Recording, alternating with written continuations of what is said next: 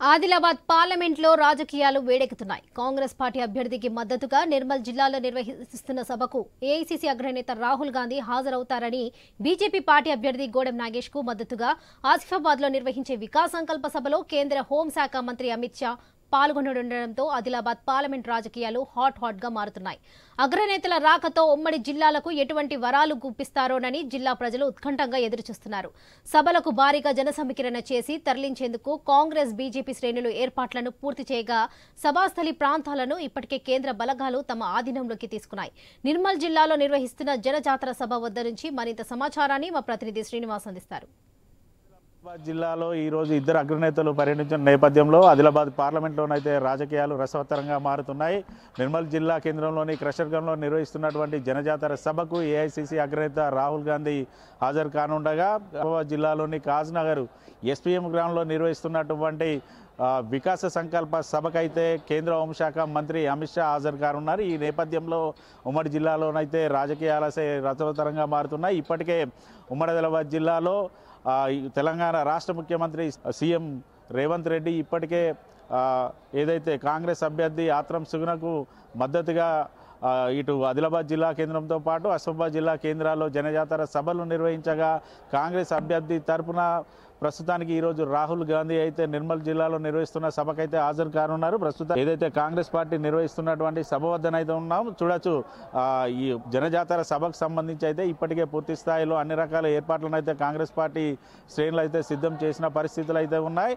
ఈరోజు ఉదయం ఢిల్లీ నుంచి నాందేడ్కు వచ్చినటువంటి రాహుల్ నాందేడ్ నుంచి ప్రత్యేక హెలికాప్టర్లోనైతే నిర్మల్ జిల్లాకి ఈరోజు ఉదయం 11 గంటలకైతే రానున్నారు. అలాగే ఢిల్లీ నుంచి బేగంపేటకు వచ్చినటువంటి అమిత్ షా బేగంపేట విమానాశ్రయం నుంచి ప్రత్యేక హెలికాప్టర్లో 3 గంటలకైతే ఇటు కాజ్నగర్లో బీజేపీ పార్టీ నిర్వహిస్తున్నటువంటి సభకైతే హాజరు కానున్నారు.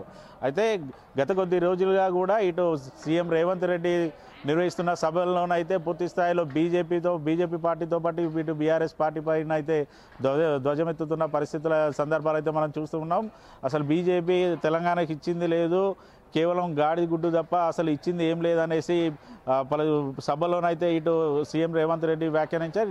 ఈ నేపథ్యంలో ఏదైతే నిర్మల్లో నిర్వహిస్తున్నటువంటి సభలోనైతే ప్రత్యేక ఆకర్షణగానైతే గాడిద గుడ్డును పోలినటువంటి ఒక సింబల్ని అయితే పెట్టిన సందర్భాలు అయితే మనం చూస్తున్నాం. ఏదైతే బీజేపీ ఇచ్చింది ఏది లేదు గాడిద గుడ్డు అనే కోణంలోనైతే ఇక్కడ సింబల్గానైతే ఇప్పుడు దాన్ని ఉంచిన పరిస్థితులు అయితే ఉన్నాయి. అయితే గత 2019 ఎన్నికల్లో ఆదిలాబాద్ పార్లమెంటు స్థానాన్ని బీజేపీ కైవసం చేసుకోగా ఈసారి కూడా ఖచ్చితంగా ఈ స్థానాన్ని బీజేపీ పార్టీ కైవసం చేసుకోవాలనేసి ఇటు పావులు కదుపుతున్న సందర్భాలు అయితే ఉండగా ఇటు కాంగ్రెస్ పార్టీ కూడా ఖచ్చితంగా ఈ ఆదిలాబాద్ పార్లమెంటు స్థానాన్ని తమ ఖాతాలో వేసుకోవాలని చూస్తున్న సందర్భాలు అయితే ఉన్నాయి. గతంలో ఆదిలాబాద్ పార్లమెంట్లో కేవలం కాంగ్రెస్ పార్టీకి కంచుకోట ఉండగా గత 15 ఏళ్ళుగా కూడా పూర్తి స్థాయిలో ఇటు 10 ఏళ్ల పాటు ఇటు బీఆర్ఎస్ పార్టీ వెళ్ళిన సందర్భాలు అయితే ఉన్నారు. ఈసారి ఈ పార్లమెంట్ ఎన్నికల మాత్రం ఖచ్చితంగా పార్లమెంటు స్థానాన్ని కైవసం చేసుకోవాలనేసి ఇటు కాంగ్రెస్ పార్టీ అయితే ఇటు చేరికలను కూడా ప్రోత్సహించింది. కాంగ్రెస్ పార్టీ ఆకర్ష్ దెబ్బకైతే ఇప్పటికే బీఆర్ఎస్కు సంబంధించినటువంటి ఇటు మాజీ ఎమ్మెల్యేలతో పాటు ఇతర నేతలు కూడా ఇప్పటికే కాంగ్రెస్ పార్టీలో చేరిన సందర్భాలు అయితే ఉన్నాయి. దాదాపుగా అసెంబ్లీ ఎన్నికల తర్వాత కూడా ఏదైతే ఆదిలాబాద్ పార్లమెంటుకు సంబంధించి 7 నియోజకవర్గాలు ఉండగా 4 స్థానాల్లో బీజేపీ పార్టీ ఉంది, 2 స్థానాల్లో బీఆర్ఎస్ పార్టీ ఉండగా 1 స్థానంలో మాత్రమే ఉన్న కాంగ్రెస్ పార్టీకి సంబంధించినటువంటి ఎమ్మెల్యే ఉన్న సందర్భాలు అయితే ఉన్నాయి. ఖచ్చితంగా ఇక్కడ బీజేపీకి గట్టి పోటీ ఇవ్వడానికి కూడా ఇప్పటికే కాంగ్రెస్ పార్టీ అయితే చేరికలను అయితే ప్రోత్సహించింది. ఈ నేపథ్యంలో బలంగా ఉన్నటువంటి నేతలు ఇటు పార్టీలోకి చేరిన నేపథ్యంలో ఆదిలాబాద్ పార్లమెంటుకు సంబంధించి బీజేపీ కాంగ్రెస్ మధ్యనైతే పోటీ అయితే కొనసాగనుంది.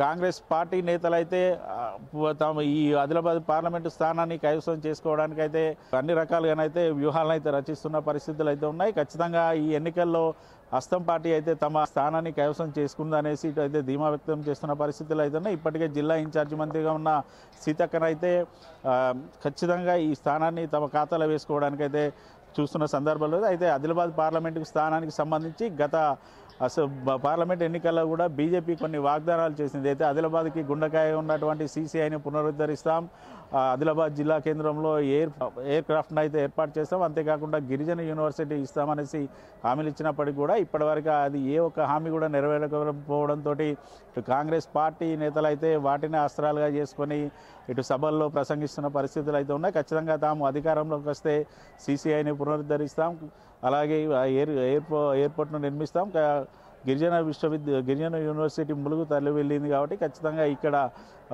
ప్రత్యేకంగా రాష్ట్రానికి సంబంధించినటువంటి ఒక యూనివర్సిటీని ఏర్పాటు చేస్తాం, అలాగే గిరిజనులకు ఎటువంటి ఇబ్బందులు లేకుండా అన్ని రకాల ఏర్పాటు చేస్తామనేసి సభలో ప్రసంగిస్తున్న పరిస్థితులు అయితే ఉంటాయి. ఇప్పటికే పూర్తి స్థాయిలో ఇటు ఇరువురు నేతలు ఈరోజు అగ్రనేతలు ఉమ్మడి ఆదిలాబాద్ జిల్లాలో సభల్లో పాల్గొంటున్నారైతే కొంతమేరనైతే మాటల యుద్ధాలు అయితే సాగే అవకాశాలు ఉన్నాయి. ఈ సభలకు సంబంధించి ఇప్పటికే ఇటు బీజేపీ కాంగ్రెస్ పార్టీ శ్రేణులు కూడా పూర్తి స్థాయిలో భారీగా జన సమీకరణ అయితే చేశారు. మరి దాదాపుగా గత వారం నుంచి కూడా భారీగా ఇటు ఉష్ణోగ్రతలు నమోదవుతున్న నేపథ్యంలో మరి అనుకున్నంత మేర జన సమీకరణ అవుతుందా లేదా అన్నది చూడాలి. వీడియో జర్నలిస్ట్ రమేష్తో శ్రీనివాస్, ఐ న్యూస్, నిర్మల్ జిల్లా నుండి.